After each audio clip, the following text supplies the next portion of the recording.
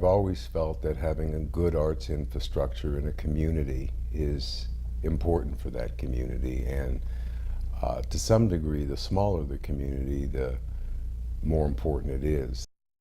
What I like about Stuart is it is a small town, but it's a sophisticated small town, and art is a natural part of that.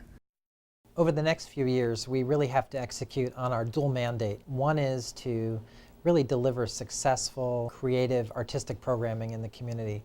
The Arts Foundation has several grant programs, but the most important of which right now is Women Supporting the Arts. For example, Mary Beth Pena is doing some really exciting work with puppetry. She goes out to Hope Rural School regularly, which is a school dedicated to serving migrant families. So she really has delivered her message to a population which might not otherwise hear from the arts. Everybody sing along.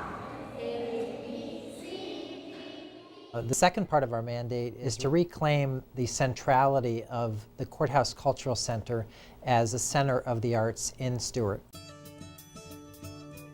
The money we got to save that building through the efforts of Peter Jefferson and Demeter Stoyanov, and then Mary Shaw and John Lindstrup in bringing in the money to upgrade that facility. And the result of that is we had a first-class gallery, and we were able to bring in the Ansel Adams exhibit, which was a tremendous success.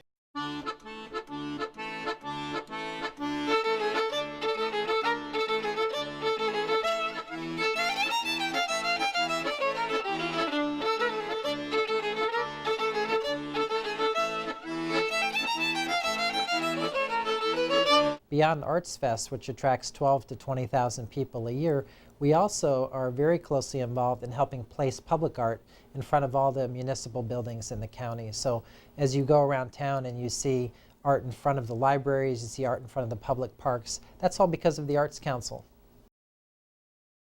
I write and illustrate children's books, and the reason I do that is because I'm very patient. And I believe that if you can teach little kids to love things, they'll grow up taking care of those things. So I'm in for the investment. That sort of says it all for all of the arts, doesn't it? The arts provide a common place where we can all speak the same language. There are a lot of people who love art, and they don't necessarily think of, well, who's making it? What kind of lives do they live? How do they support themselves? And giving local artists exposures, I think, one of the most important things that a local council like the Martin County Council can do. An exhibition is an experience, and what we want to create by having this exhibition is an experience for the visitor. We want to show them what Terry's work was, but beyond just the object, what the process was, because it's essential. How do you go from something in your head to something out of wax, to something out of clay, to something out of bronze? But once we take that into the public sphere, then it is a connection to an entire community. It is a connection to an entire history of a community. It becomes part of that common heritage.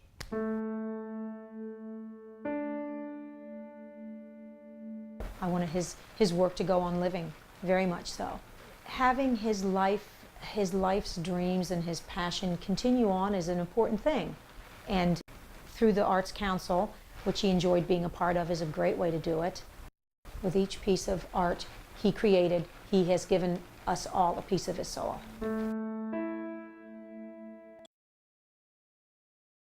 This is the Reclamation Project. It's an exhibit of 1,100 mangrove seedlings here at the Miami Science Museum. I'm honored to bring the Reclamation Project to Stuart, to the Treasure Coast. I'll be working with environmentalists and other groups in Stuart to engage residents, members of the community, to collect mangrove seedlings, to display them in the community, and then to finally reforest them.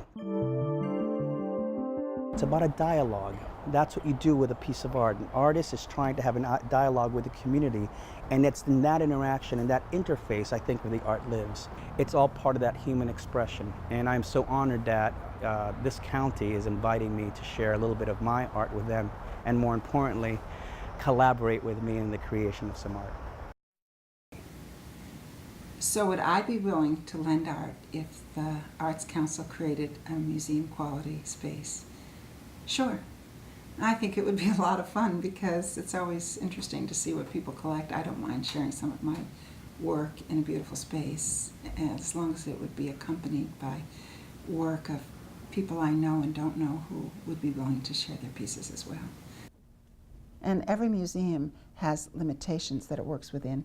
We have some limitations. We also have great opportunities, so there's no reason we can't put ourselves on the map. Going back to the beginning of Western civilization, art was an important part of education. In many cases, organizations like the Council of the Arts are the last planted flag to get art to our children.